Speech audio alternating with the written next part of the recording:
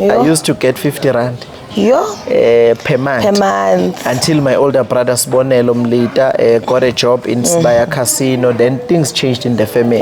But all in all, education is not about coming from a rich family. Never.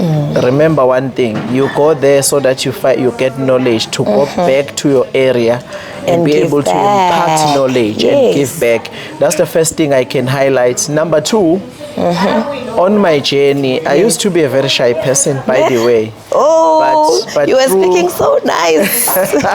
You were speaking so well. Oh, okay. Let's continue. Yes, I used to be very shy.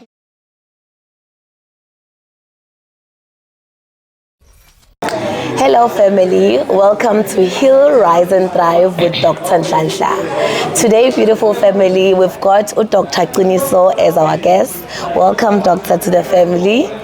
May you please introduce yourself to us so we can get to know you a bit more. Hi, Dr. Nhlanhla, and hi to family. I'm Dr. Qiniso Mlita, originally from Potchefstroom area called Mthwalume, Ikapane. That's where I come from. I like the rural area because I grew up there. I'm happy to be part of this interview with Dr. Nhlanhla. Thank you. Okay, Dr. Qiniso, what would you love to tell us about your medical career, how you got to be a doctor, your journey? You can just elaborate and teach the boy child somewhere the challenges you went through, just a bit, just to teach the community and say, yes, I'm a doctor, I'm standing here as Dr. Qiniso, but how did I get to be this doctor?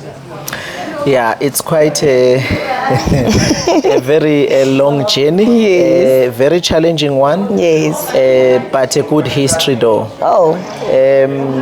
When I grew up, my mother used to say when I was still very young, I used to play with other children and say, I want to open the eye. I want to do some surgery on the eye, wanting to understand what exactly the eye looks like and what it does. You know, so the patient grew up from there. But honestly, my granny from the mother's side is the one who said, "This one is a doctor."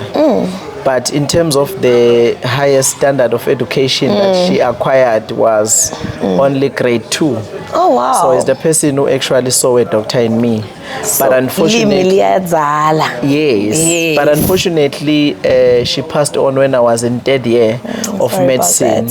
May her soul rest in peace. She's still my ancestor. Yes. We're happy about that. Yeah. So on my journey, I started at University of Zululand doing medical science degree. I did honors in biochemistry. Then I had to follow the dream of medicine because after she outlined it to me, then I felt the passion and then I went for it. It was difficult at that time because she was earning about 380 rand from pension. Oh my God. And she had to be responsible for the whole family. And when I was at Zululand, you won't believe it, I used to get 50 rand per month. Until my older brother Sibonelo Mlita got a job in Sibaya Casino. Then things changed in the family. But all in all, education is not about coming from a rich family. Never. So it's all about decorating your matric certificates. Yes. So young boys there, young girls there, try and focus, decorate your matric certificate. You will go wherever you want to go in life. Oh, Dr. Qiniso, community, family, let's just decorate our matrics. Let's take thank you, Dr. Qiniso.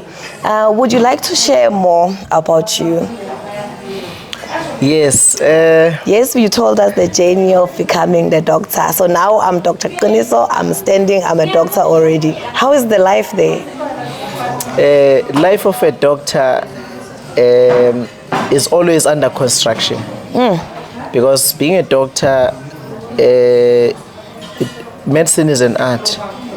But all in all, doctors exist in society. Yes. As they exist in society, they have a responsibility to plow back in society. They have a responsibility of patient education in society.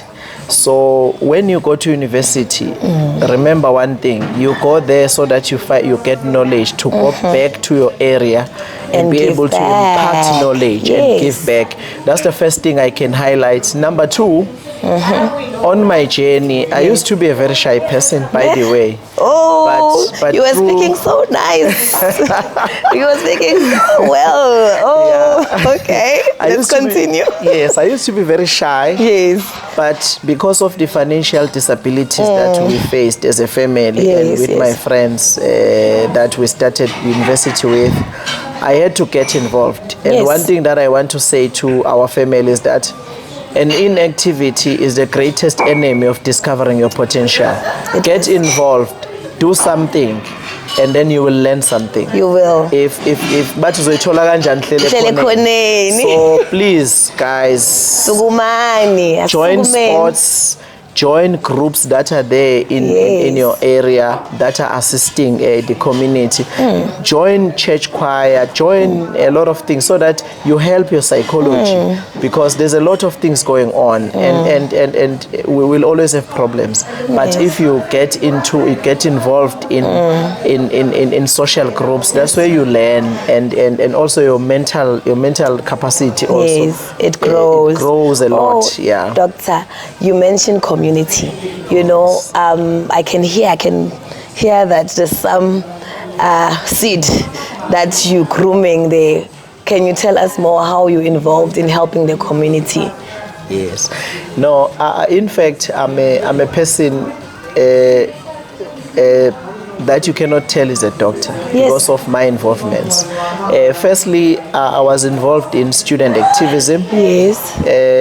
I was one of the former presidents of UKZN SRC, and currently I'm the president of the graduates, which is the president of UKZN Convocation. Yes. So in terms of community outreach programs, I Yes. started at a very young age to be involved in community activities. Firstly, the one group I opened was the Academic Life Approach group that we used to gather all different disciplines from university to go to high schools. We started with the high So school. not only medicine, but we're branching Yes. into community. Yes. Yes. So that group worked very well in terms of making something called career guidance, which we were deprived of during our time. Eish. So we had to make sure that we impart knowledge to the young ones so that period at school, it is used profitable. Oh. So we could come. I remember one guy was doing accounting, one was doing agriculture. Myself, at that time I was doing biochemistry. Yes, yes. The other one was doing microbiology, and we could tell them exactly what is happening there, Yes. so that everything becomes very practicable to them as the students. So they and know got what they motivated. can. Yes. Yeah, you know, a lot of us don't look at the part that if I go to a school, if I go somewhere to a church, if I go to this type of platform and impart knowledge to the child that's still in grade 7, grade what, and teach them this is what it is. This is what it is to be a soccer player. This is what it is to be a doctor. This is what it is to be an engineer. This is what it is to be this and that. We don't only say people must be doctors, they must be nurses, there's a lot of different careers out there. What's your feel on that? Yeah, as I said, that I'm one person who subscribes to the servant leadership. Yes. I was born to serve. I always serve communities, and We love that in this family. part of the initiatives that I embarked myself on was the issue of arranging sports days in townships. I did that, and I can tell you now, I've visited more than 40 churches in KwaZulu-Natal for motivation. You're speaking to the right family. Yeah, no, this is the Yes. family that motivates me even to do more, you know. We've adopted a boy child, so to say, Yes. you know what, this is what we're doing. And we love. Can you continue telling us more? Yes, in terms of the boy child, at University of KwaZulu-Natal, I'm Yes. also one of the people who launched the men's health and women's health, whereby the first session we had, the whole of a capacity of 500 was full to capacity. Even on the carpet, the young boys were sitting there. They're willing Meaning to learn. there's a void Yes. on that aspect. There is And we a huge realized that void that we could not fill on one day. Sure. And I must tell you, before I started my talk, I said those who do not have fathers can stand up. Yo, Almost everyone. Almost 80% of them stood up. Let's and not I leave said, behind the boy child. Dr. Qiniso Siyabonga, yes. And I also said those who do not have mothers must stand up quarter of the hall. And I was very much touched with that, because I don't have a mother, but it happened recently, and I'm older, but I still imagine can't that cope. child. I still can't cope. What about those children who are still at varsity? So my appeal to society now is that, guys, at my age, we are at a level of being fathers. Can we father all boy child that we know in our area, and make sure that we give them proper mentorship, because they really need us. That void cannot be filled by anyone. It cannot. So part of the things that I highlighted in that men's health was that the result that we see out of our broken families are the results that we really have to make sure that we do something about. We prevent. Even in medicine, they know me. I always speak of preventative medicine. I always say, if we find children, especially boys, from the age of 16 to 22, presenting to our clinics, hospitals with STIs, which means we have failed as fathers. Are we teaching? Yes, we have failed as fathers, but we have an opportunity now to say we are not going to fail. So this family is the family that I trust to say, from today, we are not going to fail, because all of us are going to father these kids. Definitely. Some of these kids, they don't have parents because of HIV. Yes. Some of these kids do not have parents because of the wars that we had. Some of them now, they don't have parents because of the COVID-19 pandemic. So we have a continuous responsibility to intervene, meaningfully so. But we are not saying even those fathers who cannot father must intervene, but we are saying to them, come closer, so that when we have a men's talk, you are able to get proper mentorship in order to mentor others. So I think that one is very important. On the aspect of my intervention in townships with sport, even now I'm still going to continue with it. We're finding a lot of many of our young boys lingering around. And that's not safe. They don't know what to do. Yes. They end up in corners. Yes. And then they get into trouble. So we need to save them. We need that pool. We need that pool. We need that pool. And I think us as professionals, because they trust us. Yes. So we have a duty. Yes, we have a duty to bring along other fathers, even who are not doctors. Yes. To say, guys, this is our responsibility. You know what I love, Doctor? When you said, no one, they will not tell that you are a doctor when you're walking the streets, because you wear the hat of a doctor as a healthcare practitioner, but you are approachable. So that speaks to us. If I'm a doctor, be approachable. If I'm a community healthcare leader, or I'm a traditional leader, I am a pastor, I am someone in the community, be approachable. Help this family to grow. That's how we pull those parents that are going to help us with the boy child. Will prevent a lot. There's GBV out there. I'm not going to start that talk, but it goes a long way, because I know such things are close to the hearts of people who want community excellence, which I've seen that you are part of that umbrella.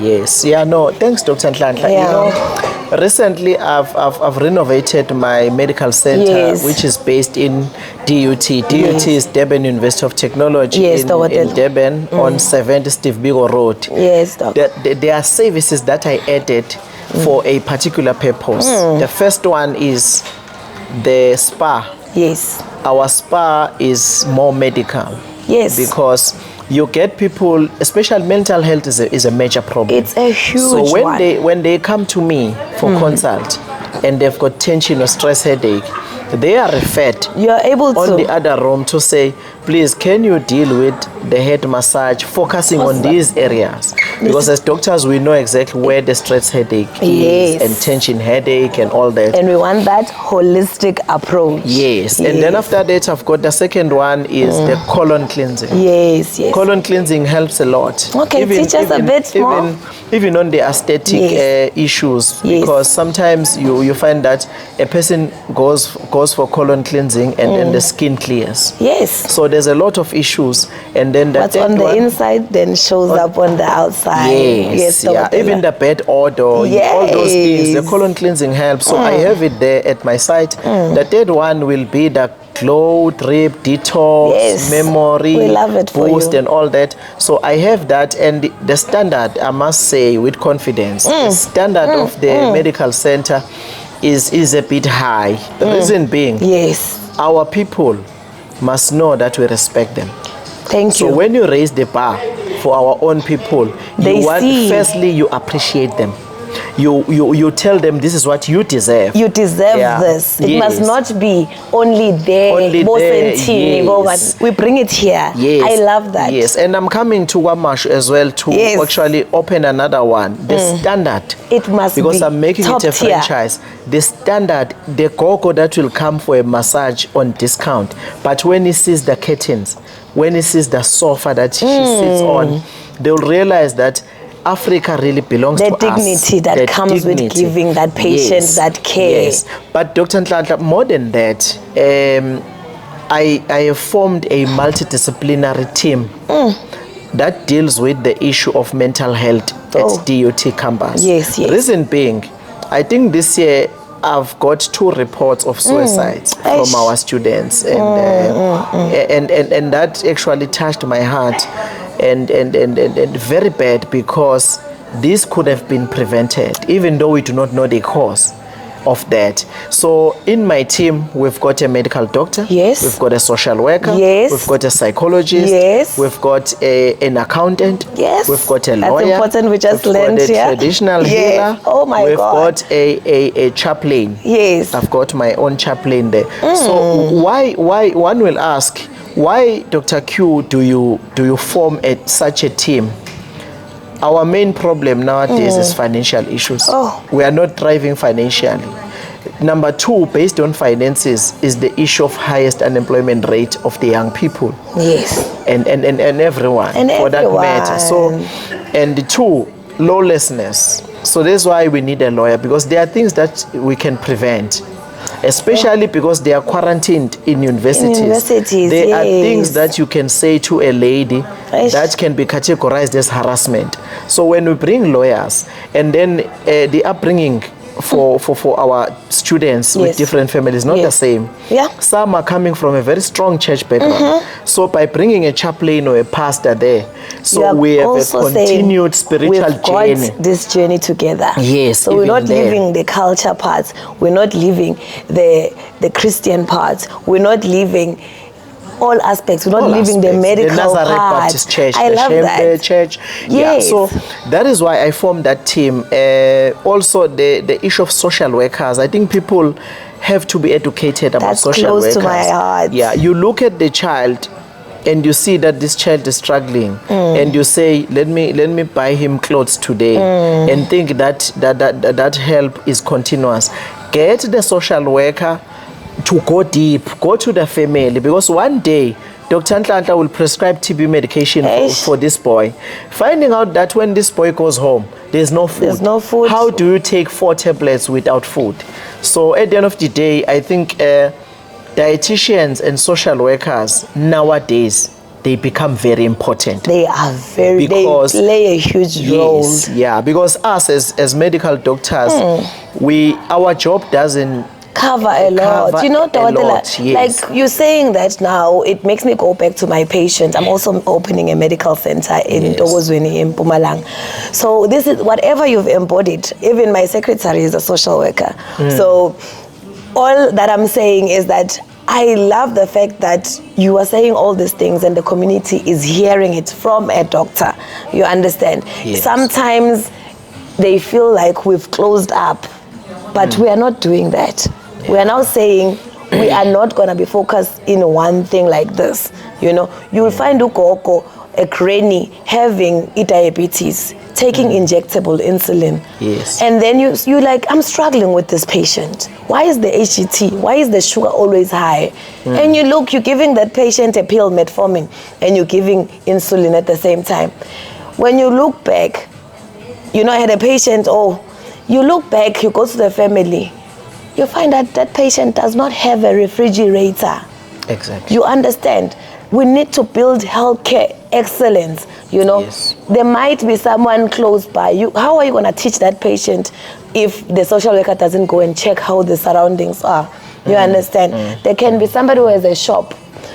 We teach patients. You can give them a cooler box, those ice packets, things like that. How do you get yourself to be that type of a doctor who goes the extra mile to say, it doesn't end with me prescribing, because we are a community. I can't give this patient this medication and then only to not get the benefits of it. Yes. You understand? So it's very close to me when you said social worker. We are grateful for the job that you do. In closing, how can you motivate us as the family here in Heal, Rise and Thrive with Dr. Nhlanhla more to be more community-based and to help each other and hold hands and go forward for community excellence? Yeah, I think Dr. Nhlanhla, one thing I will say is that when God intervenes in your life, for you to do firstly is embrace the humbleness. Be humble, then you will see. Yes. Your flag will fly very high. Yes. And number two, I think it is very imperative for healthcare workers, even for other people running businesses. Yeah. Firstly, take care of your staff members. If you take care of your staff members, your business grows. Yes. And the reviews, they change, because the Team staff building, the members power. will fight Yes. for your business. For me, I'll make an example for me.